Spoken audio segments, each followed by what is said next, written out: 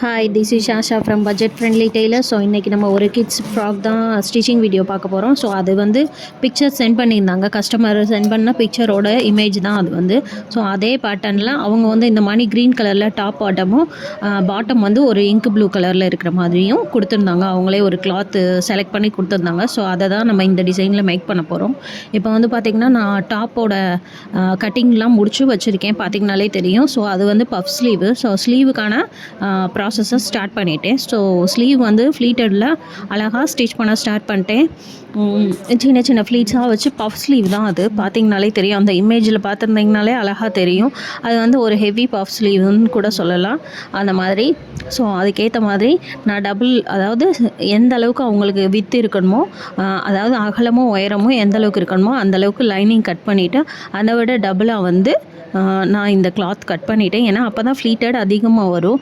So அதுக்கேற்ற மாதிரி நான் ஃப்ளீட்ஸ் வச்சு ஸ்டிச் பண்ண ஸ்டார்ட் பண்ணிட்டேன், பார்த்திங்கனாலே தெரியும்.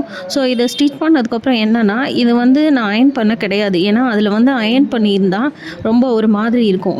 அயர்னிங் பண்ணிட்டோம்னாலே அந்த பஃபினஸ் வந்து கம்மியாயிடும். ஸோ அது ஒரு ஷேப்பாக தெரியும். ஸோ இவங்க அது வந்து பஃபியாக வேணுன்றனால நான் இதை வந்து அயர்ன் பண்ண கிடையாது. சில பேருக்கு அயர்ன் பண்ணுவேன், சில பேருக்கு அயர்ன் பண்ண மாட்டேன். ஸோ அது டிசைனுக்கு ஏற்ற மாதிரின்னு கூட சொல்லலாம்.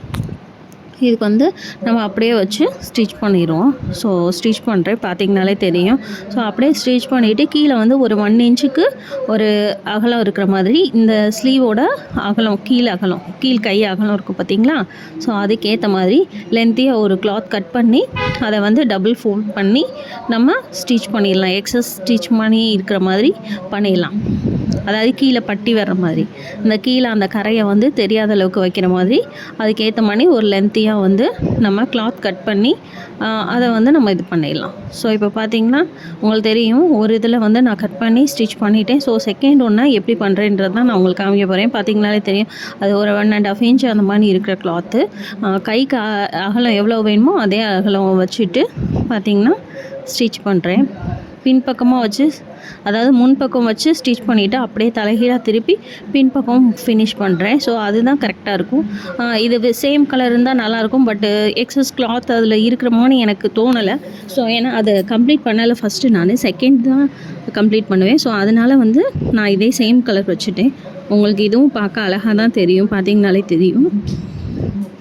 ஸோ இப்போ வந்து டாப்போட பின்பக்கம் ஹுக்கு வைக்கணும் அப்படின்றனால கீழே முதுகு பக்கம் வந்து வி ஷேப் வச்சுருக்கேன். ஸோ அப்படியே பரட்டி விடுறதுனால நான் வந்து அது ஒரு 1.5 இன்ச்சுக்கு நான் ஒரு சின்ன கோடு மாதிரி, அதாவது க்ராஸாக போட்டிருக்கேன். டாட் பிடிக்கிற அளவுக்கு மட்டும்தான் ஒரு 1 இன்ச்சு அந்த மணி பிடிக்கிற மணி வச்சுருக்கேன். ஸோ அதுலேருந்து ஸ்டார்ட் பண்ணி கீழே கார்னர் வரைக்கும் கொண்டு வந்து அதே மாதிரி குட்டி ஸ்டிச்சாக வைப்பேன். இது மெயினாக அப்படி தான் பண்ணணும். ஸோ நம்ம இப்படி திருப்பி விடுற இதில் எல்லாம் பார்த்திங்கன்னா கொஞ்சம் பொடி ஸ்டிச்சாக வச்சுக்கிட்டிங்கன்னா ரொம்ப நீட்டாக இருக்கும். பொடி ஸ்டிச்சுன்னும் போது நம்ம திருப்பையில் டக்குன்னு தையல் விடுறதுக்கு அந்த மாதிரி ஒரு பிரச்சனை இல்லாமல் இருக்கும். ஸோ மேக்ஸிமம் வந்து பெரட்டி விடுற கிளாத்துக்கெலாம் வந்து பார்த்திங்கன்னா இந்த மாதிரி பொடி ஸ்டிச்சாக வச்சிங்கன்னா நல்லாயிருக்கும். ஸோ இப்போ வந்து கார்னர் நான் கட் பண்ணுறேன். ஏன்னா அப்போ தான் நம்ம திருப்பதுக்கு ரொம்ப ஈஸியாக இருக்கும். இது ரவுண்ட் நெக் வந்து அந்த கீழே வந்து அந்த வி ஷேப் வரனால கம்ப்ளீட்டாக வெளியே வரணும் அப்படின்ற ஒரு ரீசனுக்காக இந்த மாதிரி அழகாக நம்ம கட் பண்ணிடலாம். ஸோ அந்த வி கட் கம்ப்ளீட்டாக வர்றதுக்காக தான் அந்த மாதிரி கட் பண்ணணும். ஸோ அப்போ தான் ப்ராப்பராக லைனிங் அடியில் போய் மேலே நார்மல் கிளாத்து கிளியராக தெரியும். ஸோ இப்போ வந்து பார்த்திங்கன்னா அதை நான் சிசர் வச்சு தான் பண்ணுறேன், உங்களுக்கு பார்த்துருந்தீங்கனாலே தெரியும். ஸோ அது கம்ப்ளீட்டாக வெளியே வரணும், இந்த கார்னர் கம்ப்ளீட்டாக வரணுன்றதுக்காக. ஸோ அதுக்கு மேலே வந்து பதிச்சு தையல் மாதிரி ஒரு சின்ன தையல் போட்டுரும். ஸோ அது எதுக்கு அப்படின்னு பார்த்திங்கன்னா, ஒரு வேளை நம்ம அந்த திருப்பி விடுறதுல ஏதாவது ஒரு சின்ன கட்டோ ஏதோ தெரியாமல் ஒரு நூல் மாதிரி ஏதோ பட்டிருந்துச்சுனாலும் இது வந்து இன்னொரு ஸ்டிச் போடும்போது அதை வந்து அதை சரி பண்ணி வச்சுக்கிறோம். ஸோ இப்போ சுற்றிலும் நம்ம தையல் போட்டுக்கலாம், பெரிய தையல் வச்சு சுற்றிலும் தையல் போட்டுக்கலாம். ஸோ தையல் போட்டதுக்கப்புறம் எக்ஸஸ்லாம் கட் பண்ணி எடுத்துடலாம். இது ஒரு 2 இயர்ஸ் பேபிக்கான ஃப்ராக் தான், பார்த்திங்கனாலே தெரியும். ரொம்ப சின்னது தான், என்னோடய கையோட அந்த ஒரு நீள அளவுக்கு தான் இருக்குது. அந்த உள்ளங்கை நீளம் அளவுக்கு தான் வந்து ஃப்ரண்ட் பார்ட்லாம் இருக்குது. அப்போ பார்க்கும்போதே உங்களுக்கு தெரியும், ஒரு 2 இயர்ஸ் பேபிக்கானது தான் இது. ஸோ அவங்க இந்த இதை போட்டு பிக் ஷேர் பண்ணியிருந்தாங்க. பட் இருந்தாலும் நான் பிக்கை வந்து இதில் ஷேர் பண்ணல. இதோட ஃபுல் அவுட்லுக் வேணால் நான் உங்களுக்கு காமிச்சிருப்பேன். இந்த வீடியோ எண்டில். ஸோ இப்போ ஒரு சின்ன டாட் வச்சுக்கலாம். எப்போயுமே பேக் டாட்டுன்றது வச்சுக்கிட்டிங்கன்னா ரொம்ப, அதாவது ஒரு ஷேப்புக்காக தான் இந்த டாட்லாம் வைக்கிறது. அந்த ஹிப்புக்கிட்ட வந்து டைட்டாக வர்றதுக்கு செஸ்ட் பார்ட்டு அந்த அகலம் தெரிகிற ஒரு ரீசனுக்காக தான் நான் டபுள் ஸ்டிச் போட்டுருவேன். எப்போயுமே நான் சொல்லிட்டு தான் இருப்பேன், டபுள் ஸ்டிச் போட்டுறணும். Lock stitch and double stitch. அது மாதிரி ஷோல்டரை ரெண்டாக மடிக்கும்போது அதில் ஒரு சென்டர் பாயிண்ட் வரும். அதுதான் வந்து நான் சொல்லியிருந்தேன். இப்போ பார்த்திங்கன்னா ஃப்ரண்ட் பார்ட்டும் நான் சேம் மெத்தடில் முடிச்சு வச்சுருக்கேன். கழுத்து ரவுண்ட் ஷேப்பு தான். அந்த ரவுண்ட் ஷேப்பில் நீட்டாக தையல் போட்டு, பொடி தையல் போட்டு, குட்டி குட்டி கட் போட்டு திருப்பி வச்சு அதை முடிச்சிருக்கேன். ஸோ அதுக்கப்புறம் பார்த்திங்கனாலே தெரியும், சேம் டாட் நான் வச்சுருக்கேன். இது குட்டி பாப்பான்றனால முன் பக்கமும் டாட் வைக்கிறனால ஒரு ப்ராப்ளமும் இல்லை. ஸோ மேக்ஸிமம் டாட் வச்சுக்கலாம். இது வந்து நான் ஓவர்லாக் போட்டுட்டேன். ஷோல்டர் பார்ட் நான் எப்போயுமே சொல்கிற மாதிரி பின்பக்கம் திருப்பி வச்சு ஒரு 1/4 இன்ச்சு தையல் போட்டுருவேன். ஸோ இது என்னோட இதுன்னு கூட சொல்லலாம். மேக்ஸிமம் இது யாரும் ஃபாலோ பண்ணுறாங்களான்னு தெரியாது, பட்டு ஃபாலோ பண்ணால் ரொம்ப நல்லாயிருக்கும். இப்போ கையை நம்ம சென்டர் டு சென்டர் வச்சு தான் நான் ஸ்டார்ட் பண்ணுவேன். என்னோடய வீடியோவில் ஒரு சில யூனிக்கான விஷயங்கள்லாம் இருக்கும். எனக்குன்னு நான் தைக்கிறதுக்கு இந்த மாதிரி ஒரு சில விஷயங்கள் வச்சுருப்பேன். உங்களுக்கே தெரியும், நிறைய பார்த்துருப்பீங்க. ஸோ கையை சென்டர் வச்சு தான் நான் வந்து ஸ்டார்ட் பண்ணுவேன். ஆஸ் யூஷுவல் எப்போயுமே அப்படி தான் பண்ணுவேன். எவ்வளோ எமர்ஜென்சி, எவ்வளோ ஒர்க்கு என்னன்னாலுமே இந்த மாதிரி தான் நான் பண்ணுவேன். ஸோ மேக்ஸிமம் இந்த மெத்தட் யூஸ் பண்ணிங்கன்னா அவுட்கம் ரொம்ப அழகாக இருக்கும். ஸோ ஃபினிஷிங்காக இருக்கட்டும், அதோட அவுட்புட், அதாவது வெளியே தெரிகிற ஒரு விஷயமா இருக்கட்டும், ரொம்ப நீட்டாக யூனிக்காக இருக்கும். ஸோ எதுலேயும் நம்மளை குறை சொல்கிறதுக்கு ஒரு வாய்ப்பு இருக்காது. ஸோ அந்தளவுக்கு நம்மளோட ஸ்டிச்சிங் இருக்கும். ஸோ மேக்ஸிமம் எல்லோரும் இப்படி பண்ணுங்க. ஸோ ஓவர்லாக் போட்டாச்சு, முடிச்சாச்சு. இப்போ வந்து நம்ம பாட்டமை ஸ்டார்ட் பண்ணலாம். ஸோ இதுக்குரிய பாட்டம் வந்து இது தான், இந்த ப்ளூ கலரில் அவங்க கொடுத்துருந்தாங்க.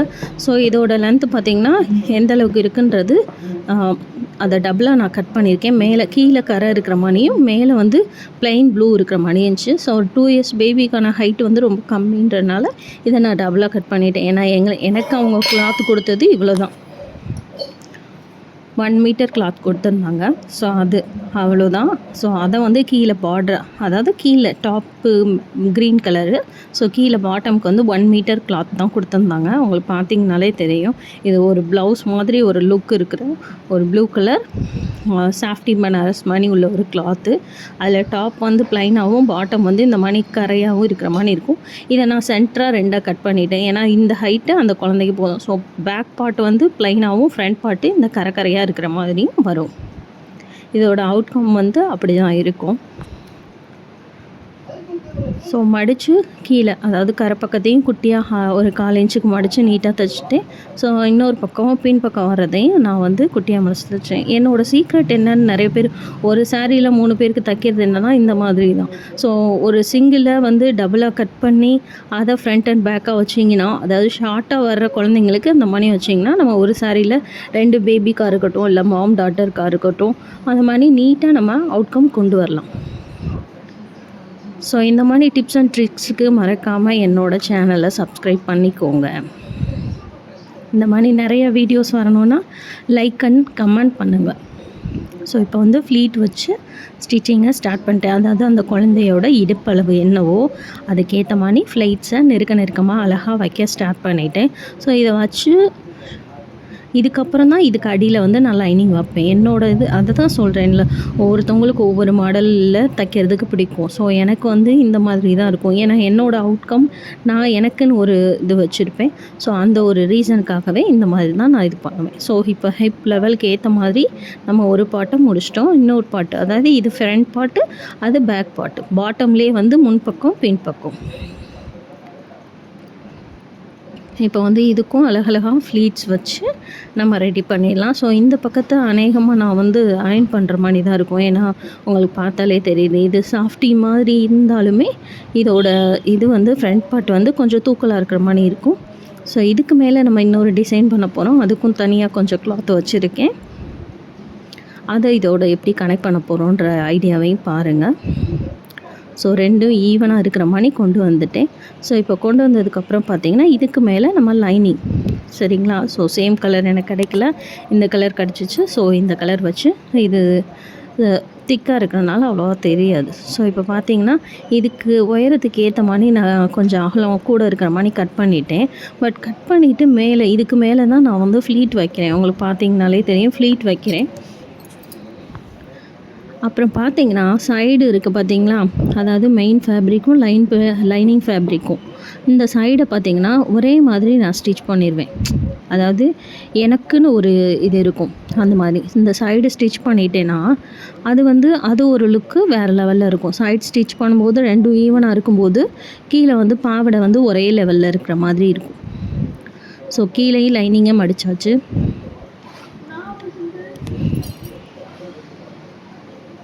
இப்போ பார்த்தீங்கன்னா கம்ப்ளீட் பண்ணியாச்சு.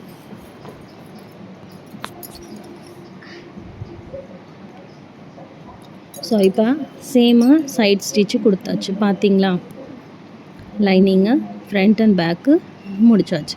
இப்போ இது எக்ஸஸ் கிளாத்து, சரிங்களா. எக்ஸஸ் கிளாத்தை ஃப்ளீட் பண்ணுறேன். இது ஃப்ளீட் பண்ணி இதை அயர்ன் பண்ணுவேன். ஸோ ஏன்றது உங்களுக்கு பின்னாடி தெரியும். ஏன்னா அவங்க கொடுத்த ஒரு டிசைன் மாதிரி ஒரு லுக் வர்ற ஒரு ரீசனுக்காக கொஞ்சம் அந்த மாதிரி பண்ணுவேன். ஸோ அந்த லென்த்துக்கு ஏற்ற மாதிரி பாவாடையை விட ஒரு அதாவது 1/2 இருக்கிற மாதிரி லென்த்து கொடுத்து அதே அகலம் இருக்கிற மாதிரி. ஏன்னா இது அதில் உள்ள கிளாத்து தான் 1 மீட்டர் கிளாத்து தான். நிறைய பேர் நம்புவீங்களா நம்ப மாட்டீங்களான்னு தெரியல.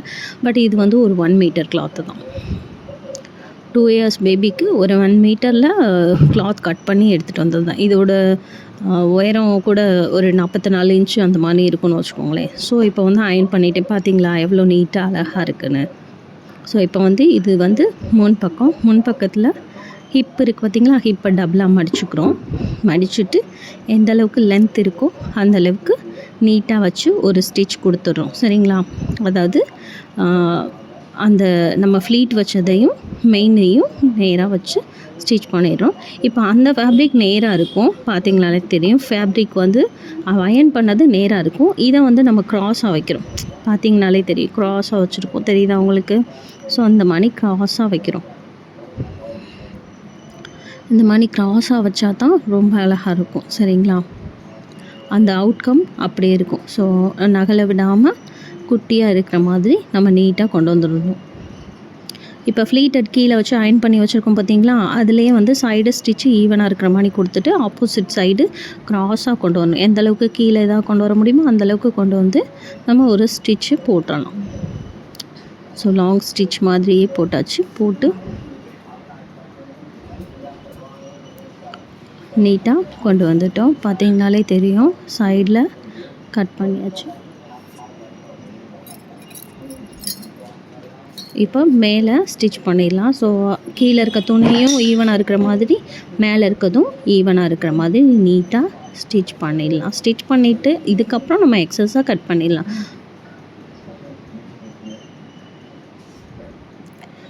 இன்னொன்று நிறைய பேர் நினைப்பீங்க, இதில் பேலன்ஸ் கிளாத் இருக்குல்ல சிஸ்டர், இதை நம்ம ஸ்லீவுக்கு கொடுக்கலாம்ல அப்படின்னு நீங்கள் ஃபீல் பண்ணுவீங்க. பட் கொஞ்சம் யோசிச்சு பாருங்களேன். இது கோல்டு சரியோடு இருக்கிற மாதிரி இருக்குது.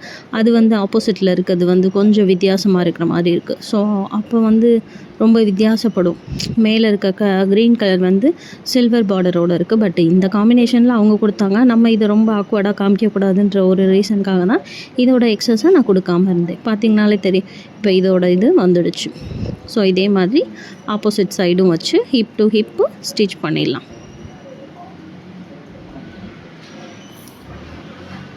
ஸோ இதை பின்பக்கமும் இப்போ ஸ்டிச் பண்ண ஆரம்பிச்சிட்டோம்.